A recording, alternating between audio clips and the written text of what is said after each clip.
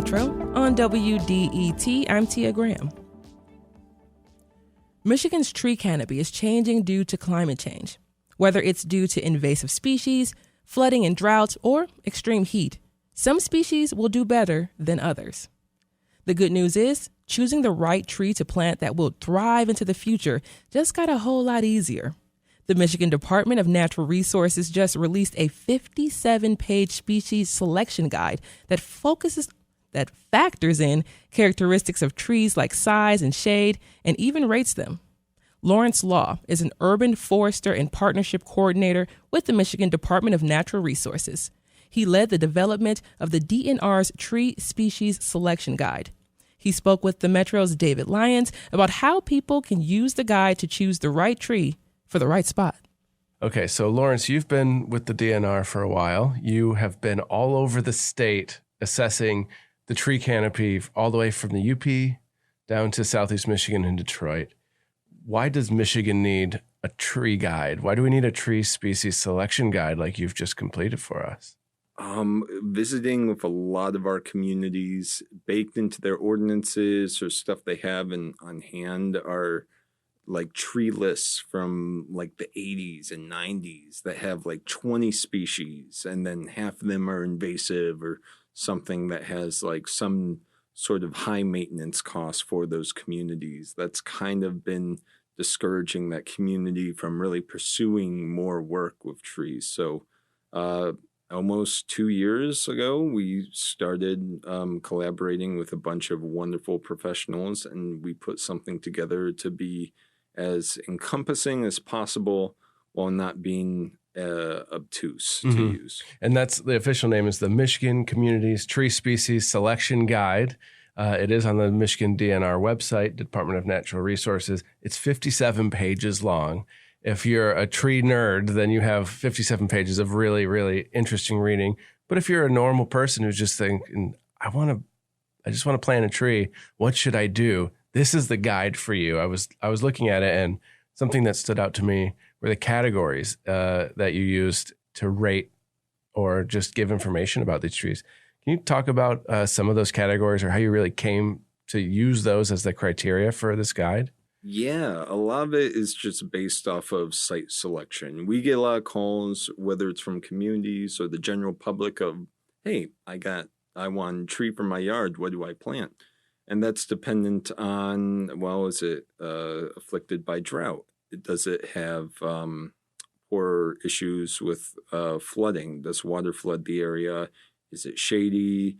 Is it near your driveway or sidewalk that's getting salt? We wanted to make sure those site tolerances were in there, as well as making sure that you know whether or not a species is native to Michigan. We want to prioritize our native species, or if it's non-native, we want to prioritize climate adaptable species that would do better in resisting climate change effects and diseases or insects or stuff like that. So, yeah, let's talk about climate adaptability a little bit more, because the tree canopy that many people have come to really know and love in their neighborhood, on their street, and even if they travel somewhere, let's say they go to Kensington Metro Park or they go up north somewhere and they're used to the Tunnel of Trees drive, for example, up in the Traverse City area. We're used to these types of trees. A lot of them are maples and other species. How does the kind of the nostalgia of a species play into your ratings compared with climate adaptability? I mean, how is our canopy going to look 30, 40 years from now in Michigan? So we have this MyCOTS rating, which is slightly arbitrary, but it does weight in climate adaptability and if it's native or not for a sort of suitability for the state of Michigan. And Michigan's very diverse. Like Ironwood up in the UP is very different than Detroit, but it's more of like a starting guide to help you make your decision rather than make it for you. Like one of the biggest things is everyone knows what maple is. Most of our communities in Michigan are 50% or more of maple in the canopy just because the name recognition. We used to have a lot more elm and ash, but due to disease and insects, those are now reduced, if not gone. And we really don't want to fall into the trap of that again if there's a disease or pest that really likes maples, which are a couple out there. We want that diversity to kind of build a more resilient canopy. So we're trying to just say, hey, consider these that you might have not heard of, like yellowwood, like Kentucky coffee tree, like ironwood, and think about planting those instead, because there's a lot of value in that. Okay, so you mentioned site selection as a big part of the criteria and the thinking behind this tree guide, and that can really vary just on which corner of a property that you're even planting something. So I'm envisioning my house. I live in Dearborn, a regular old Metro Detroit suburban street. We have a right of way. There's some front yard and there's some backyard. And I've planted a couple of trees there, and I wasn't really sure what to consider when I planted them. I mean, I chose trees that generally I like how they look and I like the size that they're going to grow to. That was how I thought of it.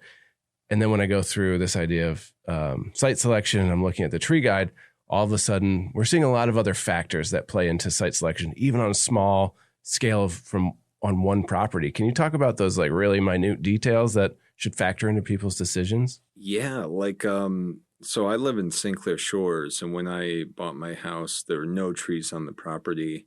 My house faces north. So what's that going to do is that I'm going to cast a lot of shade on anything that's in front of the house.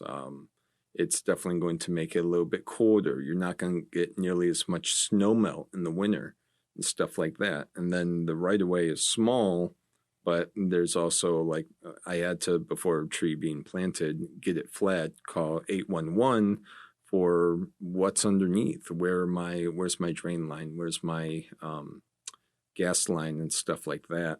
And really just trying to come up with, okay, what do I gotta consider? I gotta consider all these factors in choosing it. And usually people go with things that might have really nice flowers, or something that the nursery says grows quickly, which every tree will grow relatively quickly if taken care of properly. But sometimes that grows quickly, like a silver maple is a great example of one that has been planted a lot in the past.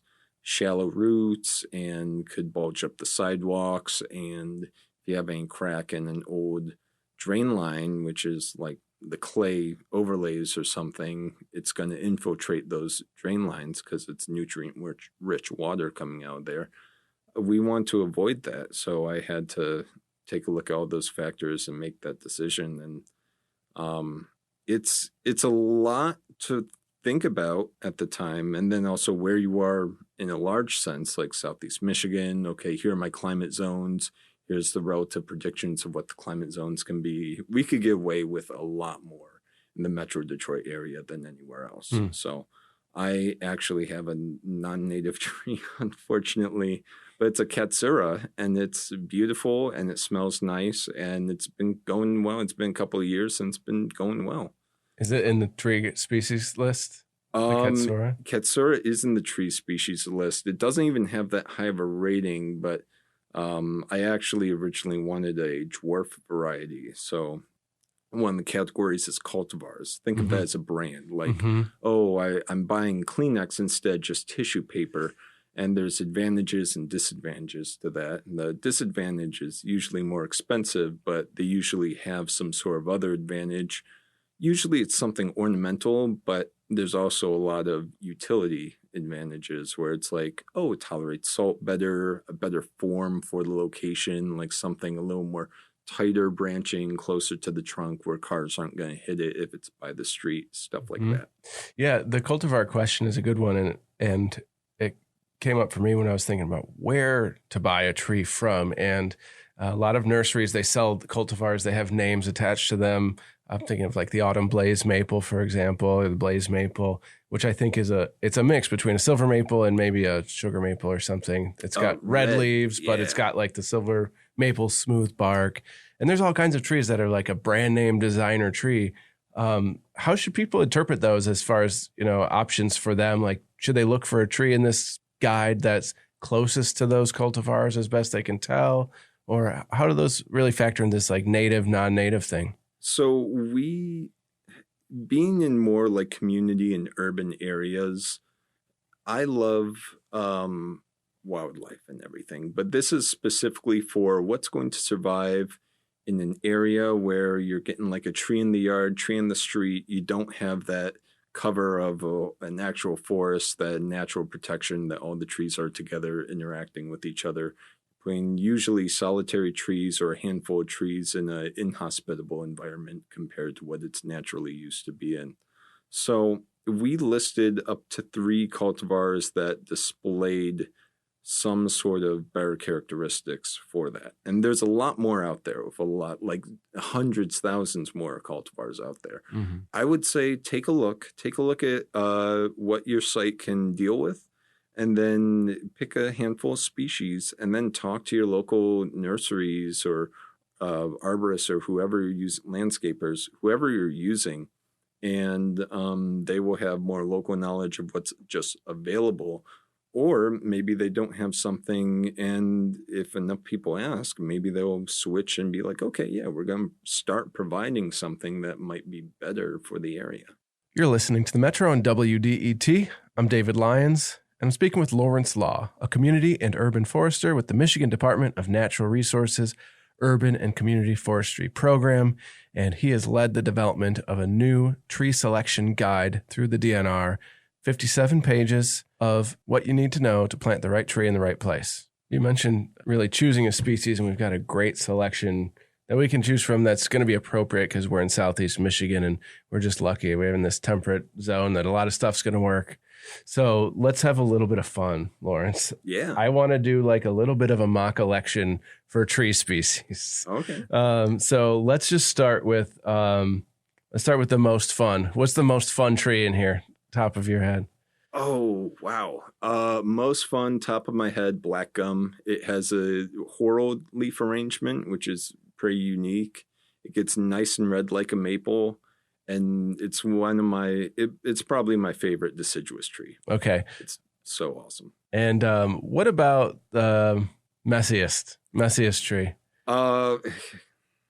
Probably, I'm top of my head, crabapple. Just because they're planted so much, and we have seen so much apple scab, which is a bad disease. Like they get apple cedar rust, apple scab, and fire blight. And I love their flowers, but they're just messy, and then they require a lot of pruning to keep them looking good. They kind of just degrade relatively quickly, in my opinion. Okay. They're still good, but they're messy. They're the messiest tree, crab apples. All right, how about last one? Most likely to succeed. That's a classic. I have seen so many good examples of Kentucky coffee tree in the area. People are starting to know me as the Kentucky coffee tree guy. It's just a powerhouse. Like Kentucky coffee tree and your white oaks, those are awesome, awesome trees. But you could get Kentucky coffee trees, the cultivars that are seedless, and it's like, boom, plant and forget almost. Wow. The only disadvantage to them is they look awful without leaves in the winter. They look so sad. What do you mean? What do they look like? They look like scrawny. It's like the Charlie Brown tree that, like, I've heard it called. It's just scrawny and just thick branches. It's not like when you see your gorgeous maple lose its leaves, it still holds its wonderful form and everything else. Kentucky coffee tree looks like practically dead until it gets its leaves back. So you'll need some real Christmas lights to dress up the leafless version. Okay, so to wrap it up, I kind of want to ask a little bit about the kind of citywide or municipal application of this guide, because we've talked a lot about how individual people might choose a tree thanks to this guide, and it will walk you through. I've looked at it. It's fairly intuitive, and really, if you are just answering and asking questions that you're kind of going to come across, you're going to find the answers that you're looking for, and hopefully the tree that you're very happy with and successful. But citywide or countywide or even statewide tree planting is a whole nother beast, because you're selecting for what's available in a large scale. It needs to cover a larger area, and it's not really subject to personal preference. Like I'm picking for my front yard, so I get to pick whatever I like. So how does this guide work with larger scale, kind of like planned urban forestry? I like to think it would be tailored for that, because the original idea is most Michigan communities don't have like a community forestry person on staff. Usually it's someone with Department of Public Works or the similar organization that also deals with sewer, also deals with all these roads, all these other things. So we wanted the information to be succinct, yet give like the best, like get critical thinking of what to plant. And we talk about the species diversity, like no more than 10% of a species planted. So kind of just pick and choose with your big orders. Like let's say it'll be like 200 trees a season the community will plant, which is a decent amount. It makes it hopefully relatively easy to just be like, okay, this year we're going to go these 7-8 species, and then next year we're going to order this. And that time in ordering, because it's a yearly cycle, hopefully gives nurseries enough of a chance to start growing or import the trees that are maybe necessarily better for a community. But I'm just hoping to see not plantings of monocultures where it's like 1 year where it's like we planted 80% maples and 20% something like calorie pear, something invasive that's not great, but they're cheap. So trying to get more bang for your buck, and in return, it should help reduce maintenance costs for communities across Michigan regarding trees. So, I mean, this is a piece of information a resident might arm themselves with if they're going to a city council or a township meeting and they're talking with someone about, hey, you mentioned that we're going to plant a bunch of trees. I've got this guide from Michigan DNR. Have you seen this thing? And there's a good chance they will have, but if not, they could add that to the equation. Yeah. And I mean, anyone that is in this industry in the world and already knows the information, it's there just as a reference, like, am I missing something? But it should hopefully empower groups like tree boards and stuff like that to help make those decisions and kind of share the burden of all the planning for these projects.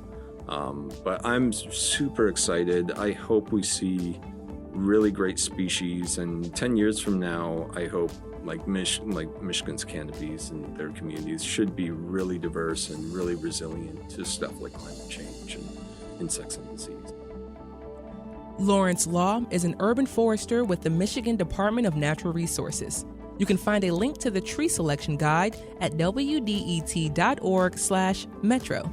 And a note, WDET's Tree Canopy Project is supported by a grant from the Michigan Department of Natural Resources.